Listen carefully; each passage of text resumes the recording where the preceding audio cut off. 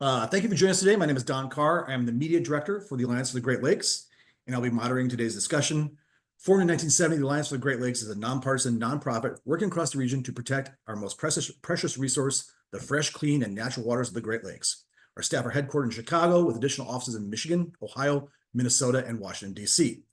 Tens of millions of Americans rely on the Great Lakes for their drinking water. Containing 22% of the world's fresh water, the lakes are an economic engine for the region, generating billions of dollars in the fishing, recreation, and tourism industries.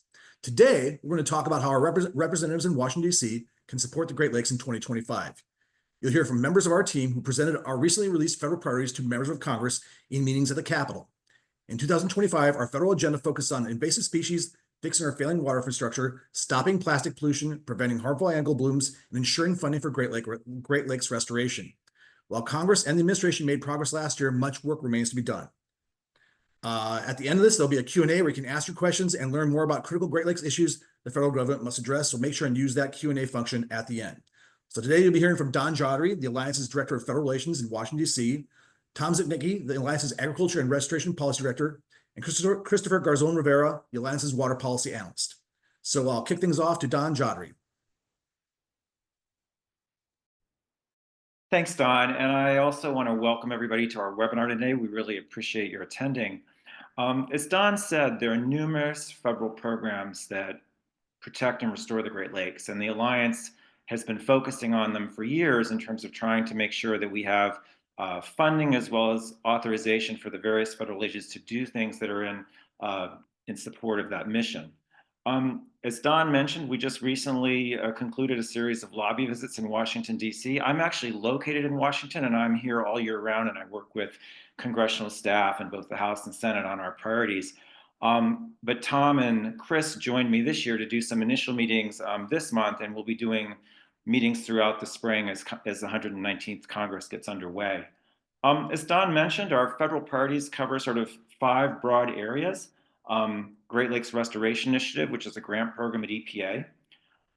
Numerous water infrastructure grants, including the Clean Water and Drinking Water State Revolving Funds. Agriculture and water use, programs to deal with invasive species, and also plastics pollution. Our advocacy is throughout the year. As I said, we take these issues to Washington at the beginning of every new Congress and also every year. And of course, this year we have the Trump administration transition, which I guess I'll just briefly describe as kind of an unprecedented in its sort of scope and scale. And I know you all have been reading about it every day, and it is dominating everything here in Washington right now. What I'm going to do for just a couple minutes is kind of go over a couple of our federal priorities, and Tom and Chris are going to do the same. And then we're going to talk a little bit about our visits and sort of what we found with that earlier this month, and also what we sort of are expecting for the rest of this 119th Congress. So as I mentioned, one of our big priorities is the Great Lakes Restoration Initiative. This is a grant program at EPA that's been in existence for about 14 years. And it's basically comprises a collaborative effort among 16 federal agencies, 8 states, numerous units of local governments and NGOs and tribes. And what it's done over the last 14 years is nothing short of miraculous in terms of addressing some of the long-standing stressors to the ecology of the Great Lakes, in terms of cleaning up legacy toxic pollution at areas of concern, which is the designation for these sites around the Great Lakes, dealing with invasive species and habitat restoration. And it has a strong track record of success, and it has a lot of bipartisan support. I think in the last 14 years, over 7,000 projects have been completed, to the tune of almost a $4 billion investment. And economic studies have talked about for every federal dollar that's invested, we get a $3 rate of return on that investment. The reason this is an important issue for us this year is the program is coming up for reauthorization. And both reauthorization bills have been introduced in the House and Senate. They're bipartisan, and they're widely supported by members of the Great Lakes delegation in the 8 states. We tried this in the last Congress. We were able to get the bill through the Senate, but not the House, because of various things that were happening at the end of the term. But this is one of our top legislative priorities for the year, so we wanted to talk about that. And we also want to talk about making sure that there's continued funding for this program. During the first Trump administration tried to zero this program out for a couple of years, but the Congress did not go along with that. And so the current appropriations are about $368 million. And so we're trying to get this program reauthorized this year. That was one of our priorities that we talked about. We also talked about invasive species protection and the need to continue with the Brandon Road Interbasin Project, which is being constructed in Joliet, Illinois, to try to prevent the spread of invasive carp from the Illinois and Des Plaines River into Lake Michigan. That project is underway. The states of Illinois and Michigan are co-sponsors or local sponsors for the project. We have over about $274 million appropriated and $114 million in state funding. We've gone through adjusting the cost shares. We did that last session of Congress. And so the project is underway. The construction has started. The project has not broken ground yet, but it's something that's really important to us, and Congress needs to continue to provide funding so that the second phase of the project can be designed and planned, and that we have appropriations in 4 years when the first phase of the project is done so that we can finish the project. It's about an 8-year construction timeframe, but it's really important for the protection of invasive species of the lakes from invasive carp. The other thing we talked about briefly with our folks was the need for plastic pollution control at the federal level. This is something that many states are experiencing in water bodies in terms of the increasing amounts of plastic waste, with not only harmful effects on the environment but also human health. It's unlikely that we're going to see any legislation in this Congress given the politics of this issue, but it's something that we spend a lot of time in terms of educating members on what's going on and sort of approaches that are needed. So that's kind of the approach that we take to our advocacy is to really provide information and education on how these programs are beneficial for the Great Lakes. Now I'm going to turn it over to Tom to talk about a couple of issues that he's covering. Yeah, thanks, Don, and appreciate everybody joining today. I saw a lot of familiar names on the participant list, so I appreciate everybody joining. Yeah, a couple main areas that we focused on, or that the program focused on when we were out in DC and throughout the year. One being a farm bill, and so we kind of joked when we met with offices of like, well, we'd like to see a farm bill at some point, which I know a lot of folks out there are also tracking as well. Within the farm bill and for the last couple congressional sessions, we've really focused on pushing for expanded dollars for different conservation programs throughout the farm bill.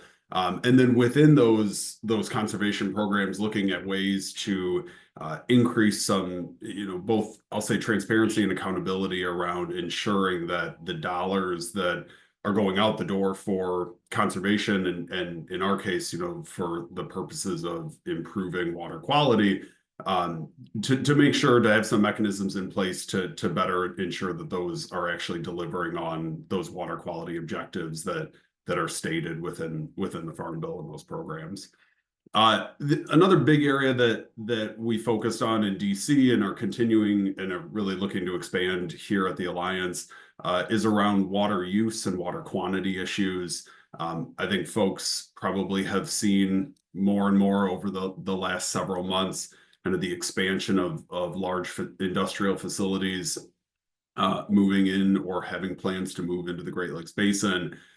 Those facilities are going to require huge amounts of water. And, one of the things that, we have found both at the state level and the federal level is that there has been a considerable amount of turnover, both in offices and in staff. And so elevating this issue around how, yes, economic opportunities around, bringing in these industrial operations, but there are also the water trade-offs with that and ensuring that, certainly federal programs that provide funding for, groundwater and surface water research continue to go to the states, and looking at opportunities, right, for the federal government to put additional dollars into those to ensure that the states have kind of the technical resources that they need to be able to track, monitor, and ensure that as water use increases in the region, that we're not having a negative impact on surface and groundwater.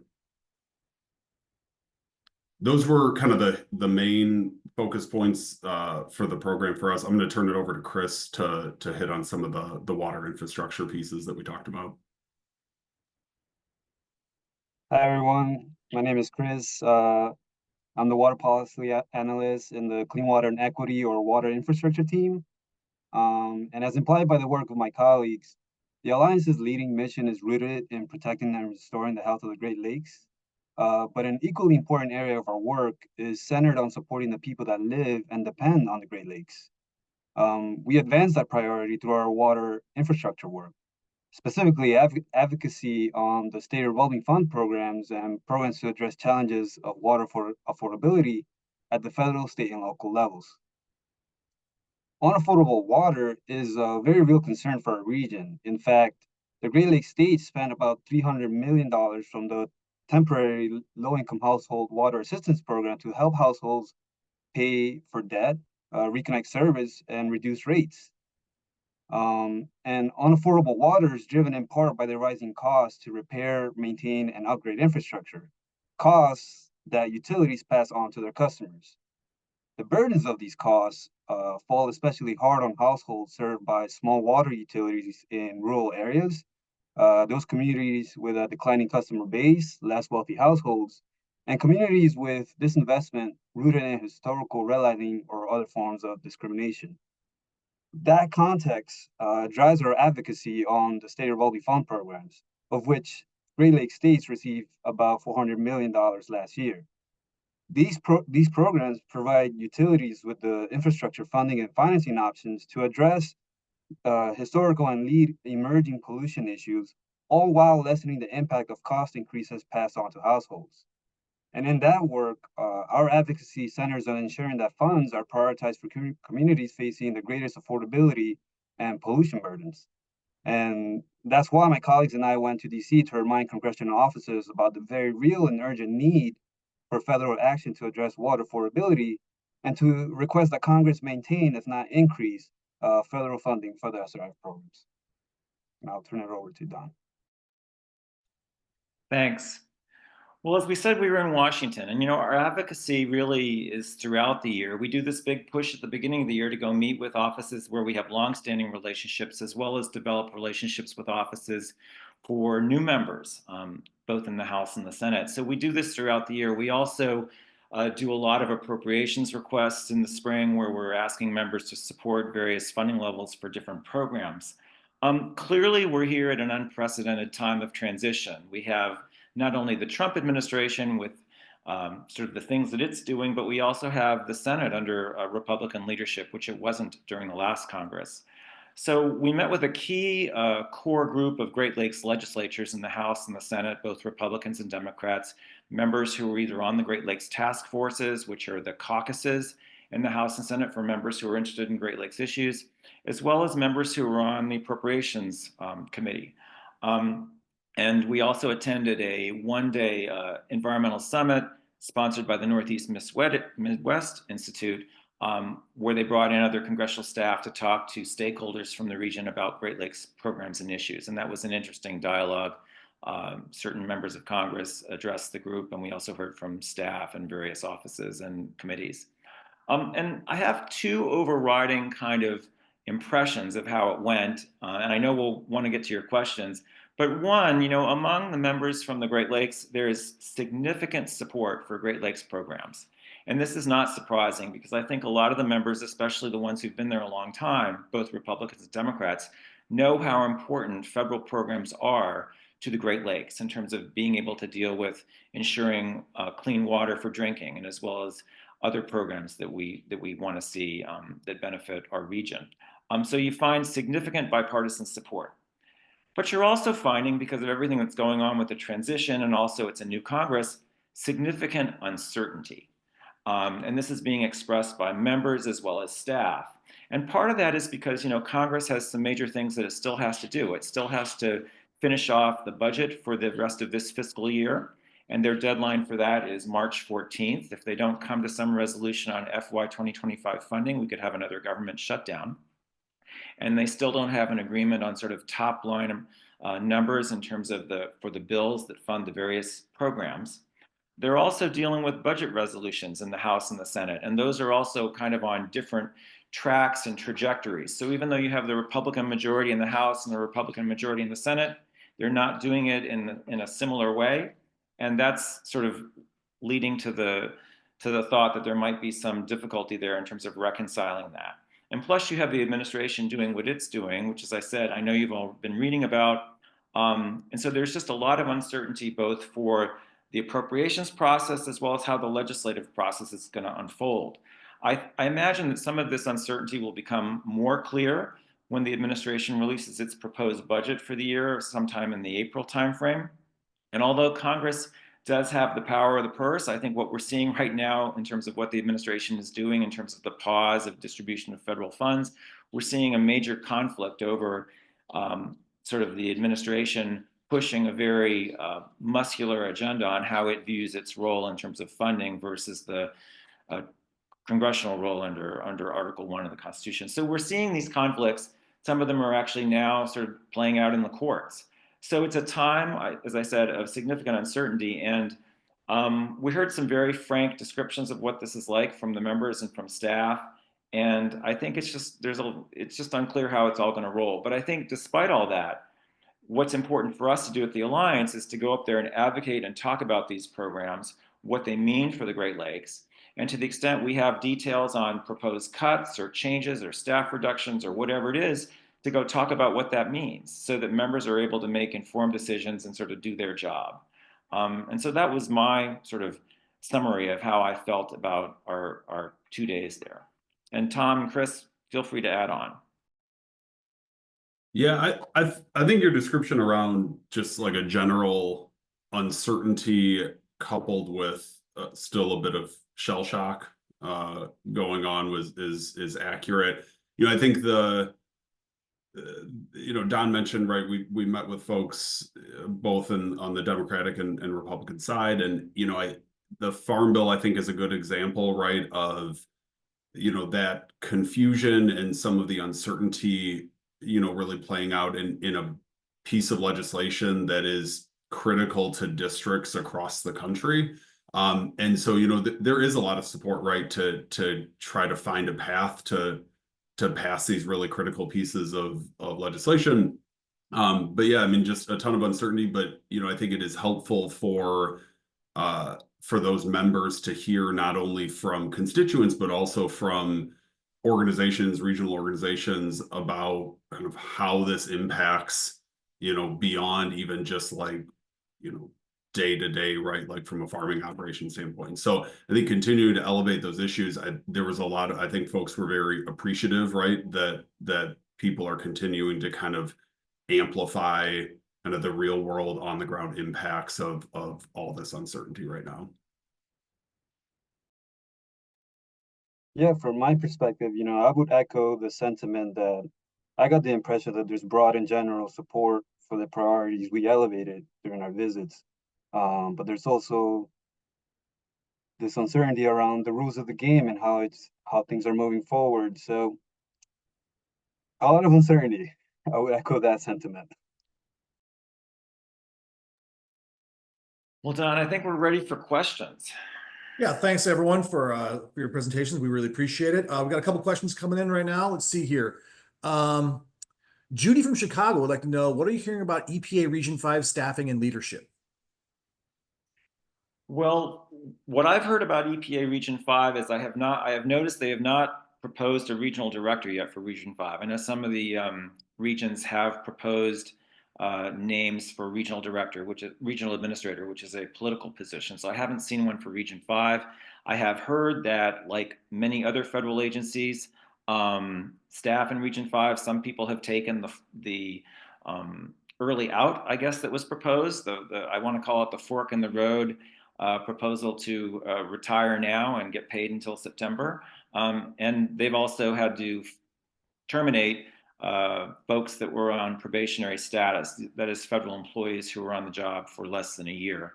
And I do know also that some of the funding has been paused. This is largely associated with the Inflation Reduction Act funds, as well as the Infrastructure Investment and Jobs Act funds. There's a question as to whether or not it's available or not. And, it doesn't seem to have any rhyme or reason, even though the courts have weighed in and told the administration not to pause the release of funds. on some cases, they are still being paused. So that's kind of what I'm hearing. I have not heard any major proposals yet for consolidations of EPA regions or moving of headquarters or anything like that. I imagine we are going to see more definitive proposals in the near future. And I should add also the elimination of environmental justice staff, the folks that were doing diversity, equity, inclusion. That was something that has already happened at all federal agencies. Those staff have been placed on administrative leave, and some of them, I believe, may have been terminated. So that's also occurring in Region 5. Thank you for that. Lori would like to know, what is the best way that private citizens can influence support for Great Lakes in Washington, D.C., given the uncertainty and chaos? Contact your members of Congress. I think it's really important for members to hear from the public. I know the Alliance we send out action alerts and recommend that folks contact their representatives on various issues that we're talking about. And we've done that, I think, on our federal priorities already. But I think it's really important for you, if you feel strongly about this, to contact your member of Congress as well as your senators. They do read the mail, they do pay attention to what's going on, and it's really important for people to speak up. Thank you, Don. I think this one might be for Christopher. What is happening with the ongoing efforts? This is Phil would like to know this. What is happening with the ongoing efforts to remove lead pipes from urban water systems? So I would generally say that funding for lead removals through bill is sort of I guess any increases to funding on general appropriations for SRF programs is sort of in limbo, and that's sort of what we want to try to advocate for in our visits in DC. Thank you, Chris. I think this one might be great for Tom. Aaron would like to know, of the topics you covered, were there any issues that you seem more optimistic about? Sorry about that. Moving the needle on. Any topics you seem to get the most mixed, conflicting responses to? So I think the question is, was there a great response to something you talked about and something that maybe wasn't as great a response?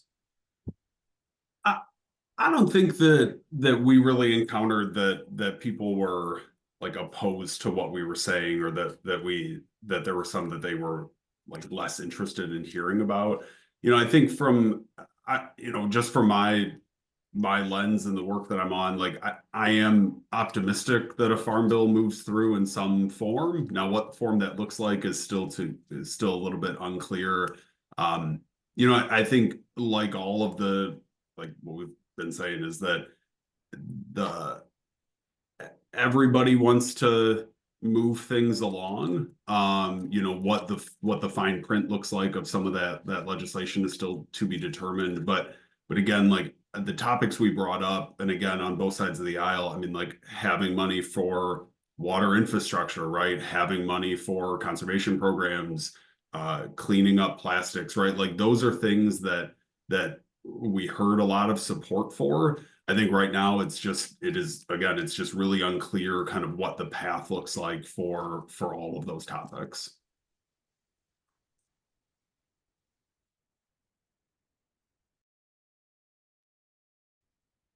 You're on mute, Don. Sorry. Is the invasive carp program on hold, and will it survive? No, it's not on hold. The Army Corps is continuing to work at Brandon Road despite the slight pause imposed by the state of Illinois on transferring some lands for some work that needs to be done. But it's not on hold at all. There's money. It's underway. The federal agencies are still coordinating on invasive carp. There's a regional coordinating group among the different federal agencies. So no, the work is still happening. Give me a second here. I'm going through the questions.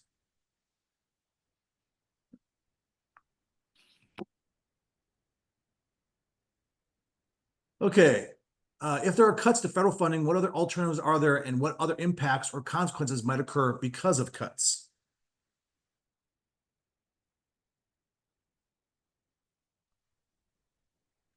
Well, to the extent, there are proposed cuts to federal funding, we're going to analyze the effect of that and be able to talk about it in a detailed way. Say, for example, there's a major proposed reduction to the state revolving funds that fund a lot of the water infrastructure work. We'll be able to sort of look at that and evaluate sort of the decreased amount of funding that would be available to the different Great Lakes states and sort of what that might mean in terms of projects that won't be done. So we'll be able to do some level of analysis on what those proposed reductions are and what the impacts are, and let the members know about that.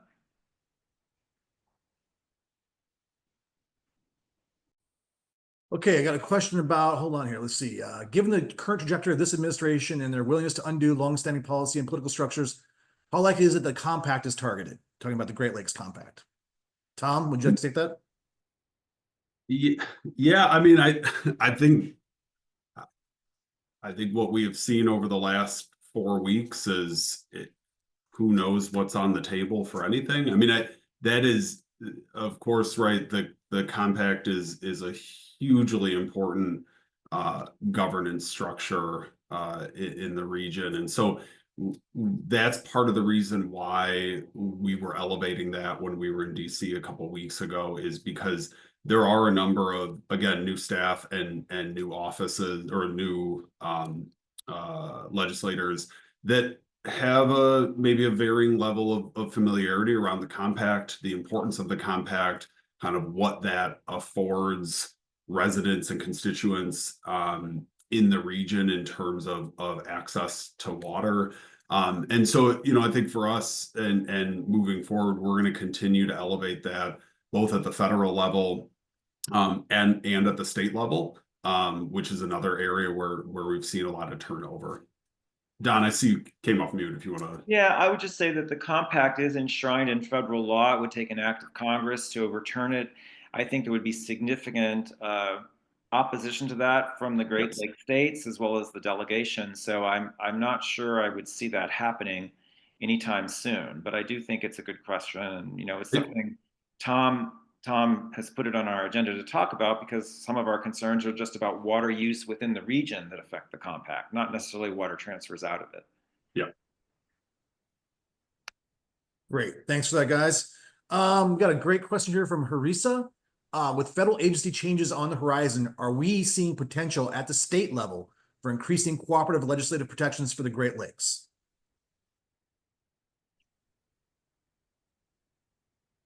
Anyone, feel free to jump in.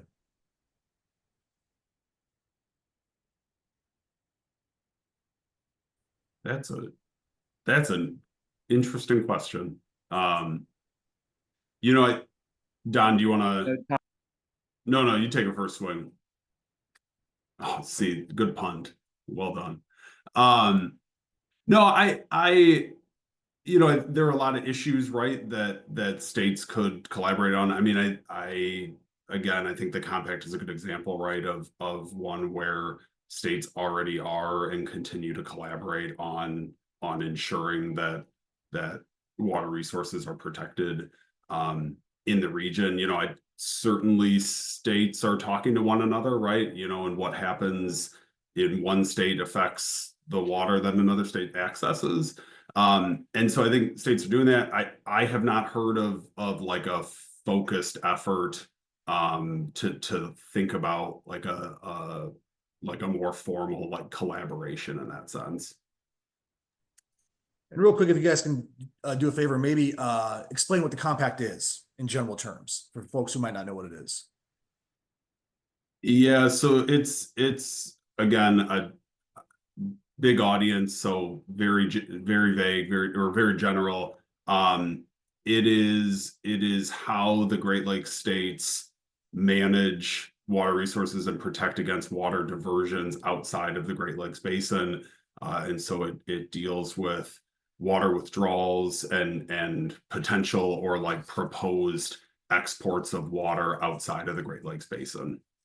And as Don mentioned, it is enshrined in federal law.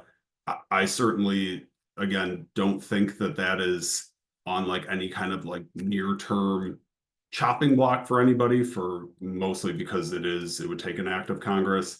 But we do see a lot of, every year, right? We see another news story about let's pipe water out to Arizona or wherever that needs water. And so it's a topic of conversation that isn't going away. So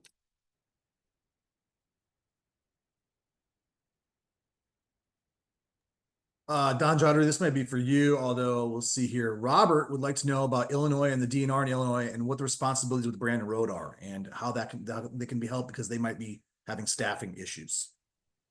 Yeah, well, their main responsibility is to deliver lands for the project, for the state of Illinois is to deliver lands for the project for its construction. And that is, one of their main things that they need to be doing, that they've put the real estate closing for that off until May. They also participate in terms of providing technical input into the planning, engineering, and design for the second phase of the project, which has to get underway. And the Army Corps is implementing the construction, but it's largely that collaboration role with both the Army Corps and the state of Michigan.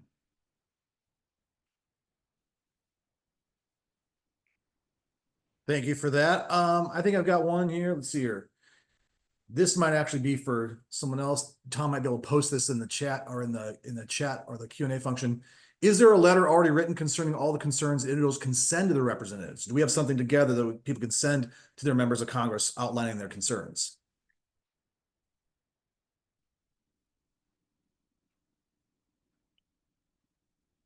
Is Tom going to answer that? I think he might throw some in the chat. Yeah, he's putting it thrown in there. Yep. Okay. I know that when we do action alerts, we Yeah. do provide suggested language that you can use for your congressional representative. It allows you to also personalize it. I was confused, and it's confusing in every staff meeting because we have two Toms, so I wasn't sure which Tom we were talking to. And two Dons. And two Dons. That's right.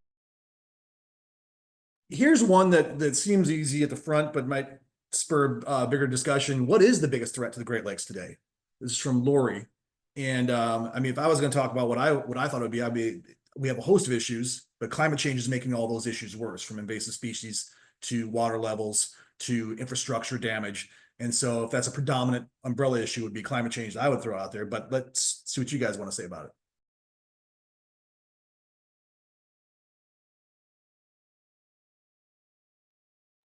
I think I would generally say the fear of appropriation cuts is very real, and I think that's a very big threat because there are already programs in place and there are already people working on issues.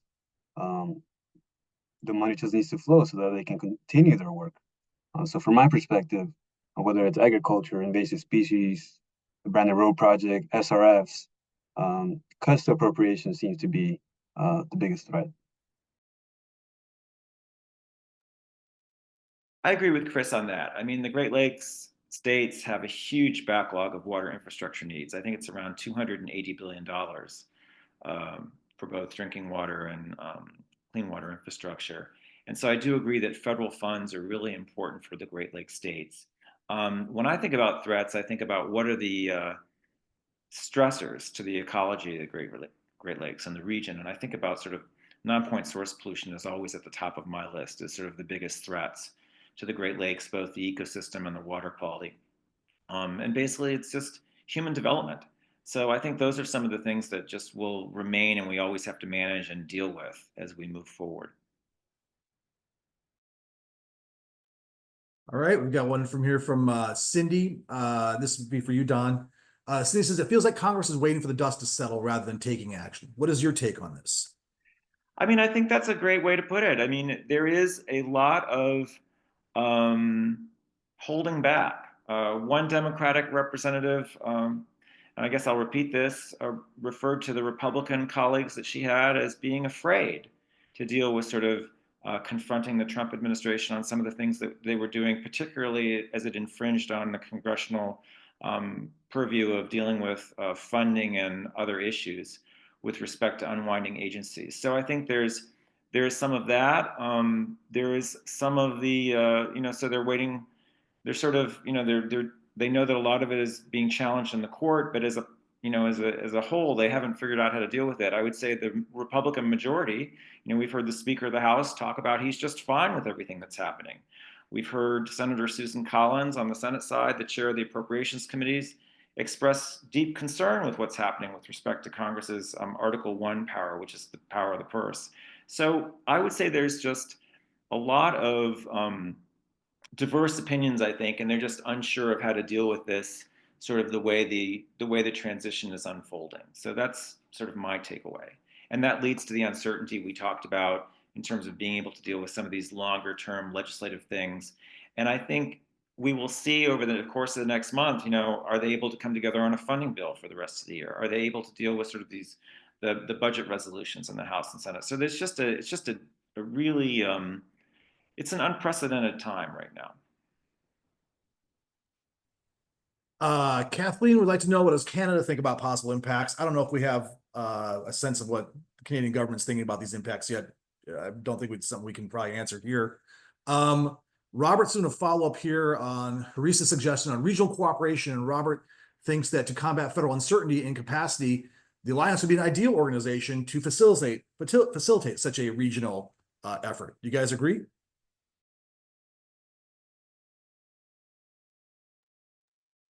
Yes. Yeah. You're winding down here. So- Some of these are repeat questions. And I will say, Don, on the Canadian question, in terms of the government, unclear from a organizational standpoint. We certainly we've chatted with some folks up in Canada, and there is a lot of concern around some of the rhetoric, especially when it came to from a water use and water quantity standpoint. So I mean, they're certainly paying attention to things. So that's another potential pressure point. I'll just offer, I'm actually also Canadian.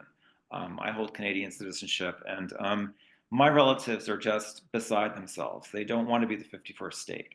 But I will say that with respect to, there's a lot of binational cooperation on water quality and Great Lakes protection, and I think they are waiting. It's a wait and see approach, but I think they will be very determined to try to make sure that we are reminded of our joint obligations to protect the Great Lakes since it's a shared water resource. I have two more very specific questions. The first one, I don't know if we can answer, but I'll throw it at you, Don Jodry. Any information on the possibility of the winter shipping season being extended? We heard this fall at the port of, this is from Emma, that the Port of Toledo might be increasing their ship count to combat lower waters, which would mean more traffic through Lake Ontario and the St. Lawrence River. I will admit that I have no information for that to answer that. I think we could get back to that question if we have your email. I don't know the answer. This might be the last one we have here. Hold on. Florida, this will be for Tom. Florida has made major investments into non-point source phosphorus capture. Is this on the radar, and is there a budget to implement projects in the Great Lakes like the Maumee River? And Tom, I think you can answer this one pretty well. Yeah, there is a lot of money at the state and federal level flowing into figuring out how to get a handle on different forms of phosphorus. Not only in Lake Erie, so that's the Maumee that was referenced in that question, but in places like Green Bay and Saginaw Bay and all over the region. Florida's certainly done a lot. It's not too much detail, right? But things are a little bit different up here from what might work and what might not work. But yeah, there's a lot of resources, a lot of energy going into that. Would be happy to get into more detail with folks if they're interested in that after the webinar. I'll just add to that. Florida is in a unique situation in terms of the phosphorus capture. I mean, a lot of that was a lot of what they've done in terms of the investment, billions of dollars to take lands and former agricultural lands and turn them into artificial treatment marshes to remove phosphorus, was as a result of a federal state lawsuit. Actually, it was one of my lawsuits when I was at the Interior Department that forced the state to do that. But also Florida is a rather wealthy state with respect to resources that it can sort of throw at that problem. And also the agriculture industry, which is dominated by various sugar producers, are also well off. And so a lot of that was accomplished through litigation and through the ability of the state to be able to fund that sort of thing and to have the lands to be able to do it. They could actually take hundreds of thousands of acres out of agricultural production. And that's not true everywhere where there's agriculture in the state. So, I mean, Florida was uniquely situated to address that problem. And I think not every state is in the same situation, but certainly the technology is there and what they're doing is truly amazing. We have a few more questions coming in and we have a little more time here. Christine asks, this is a little deviation from the current topic, but it's still important considering plastic pollution in the Great Lakes. Are there legislative success stories from other manufacturing industries that provide a blueprint for legislation to make plastic waste producers responsible for the reduction of plastic pollution? The issue of EPR, extended producer responsibility, this is ongoing in several states now. And I believe it's in Minnesota, there is an EPR effort underway. So I think the more success stories we have from those states, it will be easier to talk about that at the federal level. Right now, it seems like plastic pollution reduction is being sort of accomplished in sort of a series of one-off bites at the apple, if that, but certainly EPR is the way to go, and it's something that we talk about here. But I do think that at the state level, the more success stories we have and the more knowledge and things that we can share will be helpful. One last question and then a couple comments from people, and I think we'll wrap it up. Robert, I'd like to know, are there any carbon sequestration projects happening in the Great Lakes region or in the basin? And I mean, is it something we're working on or something we're keeping an eye on? Yes. CCS or CCUS is picking up attention and interest in the region. Robert noted some of the work in Illinois. Illinois recently passed their own state law and program around managing CCS facilities. There was a bill last cycle in Michigan around CCS, CCUS. And so, yeah, this is a growing interest, and certainly one that from a water quality standpoint, is something that we are tracking and continuing to engage on because of potential, impacts and certainly concerns around aquifer quality and ultimately drinking water quality for residents around these facilities. Awesome. And then we'll go one last question and then one last comment, and then we'll shut it down. So basically, it's a general question about what nonprofits and organizations like the Alliance can do in this space. Like, what are we thinking about the next couple of years, and how are we viewing our work in the next couple of years? Maybe we'll go around you guys one time, and then I got a last comment. I think it's a continuous form of advocacy in terms of education and providing information.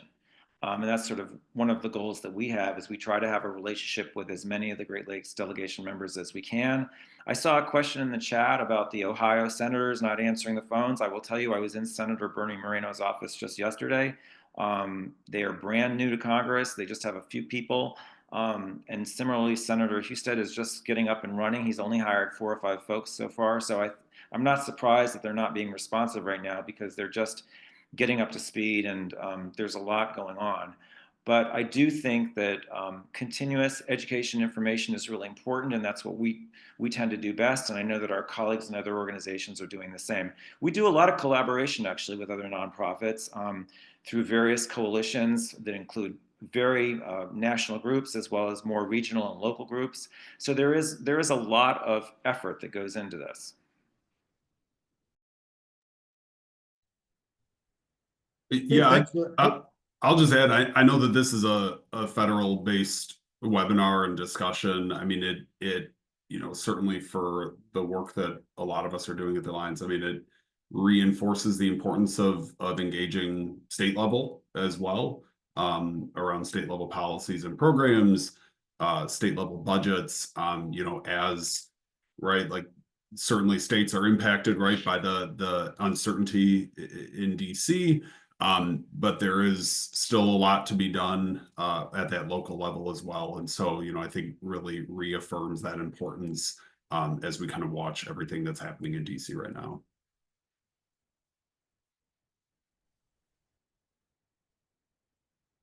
One second here. All right, great. Well, I think that wraps it up for the Q&A portion. We did have a comment where someone mentioned, if you're trying to reach your member of Congress, it's also important to reach the leadership of both houses. So Senator Thune and Congressman Johnson would like to hear from your concerns as well. Other than that, we got a lot of great thank yous and appreciate everyone being on here. There will be an email going out with a recording link to this webinar, I think tomorrow. And with that, I think we will end it unless anyone has anything else to say. All right, thanks, everyone. Have a good day.